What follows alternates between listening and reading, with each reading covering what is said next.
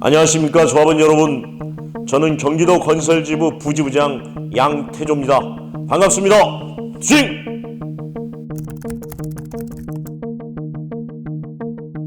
노동조합은 왜 단결 투쟁을 해야 되는가?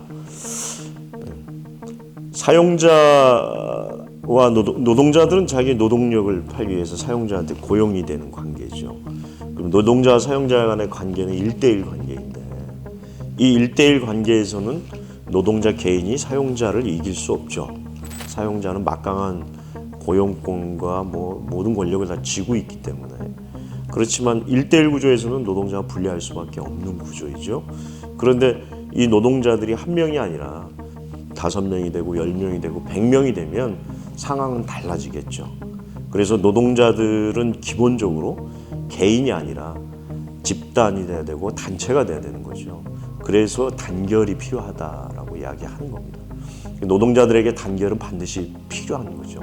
단결은 결국은 투쟁을 같이 동반하게 되는데, 그동안 우리가 노동조합을 수없이 해왔던 선배님들은 단결 없이, 투쟁 없이 쟁취 없다고 하는 것이 그동안 피해 교훈입니다.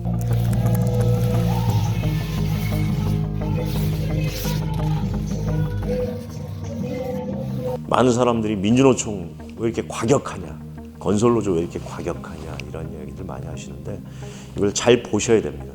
민주노총이 과격하다고 하는 사람들을 잘 보면 기본적으로는 언론들입니다. 언론들이 그렇게 쓰게 되는데, 여러분들이 아셔야 될 건 어떤 언론사도 다 기업, 재벌 기업들의 지배 개입 속에 있습니다. 특히나 이제 건설 회사들과 언론사들의 관계는 굉장히 좀 밀착된 관계죠. 왜냐하면 광고 중에, 언론사들은 광고로 먹고 사는데 그 광고의 상당수는 다 분양 광고, 건설회사 광고가 대부분입니다. 그래서 건설회사 눈치를 봐야 되고 기업의 눈치를 보는 게 언론의 기본 속성입니다. 그래서 노동자들 편에 서면 언론사나 기업의 입장에서 보면 당연히 과격할 수밖에 없는 거죠. 다시 역으로 이야기하면 사실은 과격한 게 아니라 우리에게는 생존권적인 요구입니다. 우리가 싸우지 않으면, 우리가 적극적으로 준법 투쟁을 하지 않으면 건설 현장에 내국인들이 들어가서 일을 할 수가 없는 거지 않습니까?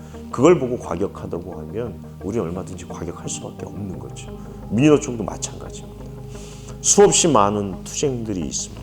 지금 당장 현대 위아 노동자들이 지금 길바닥에서 지금 몇백일째 싸우고 있는데, 이 노동자들 이미 법원에서 다 정규직으로 판정을 받았습니다.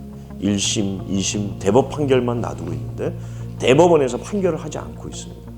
당연히 정규직 노동자로, 현대 위아의 정규직 노동자로 판결을 해야 되는데 안 하고 있는 거죠.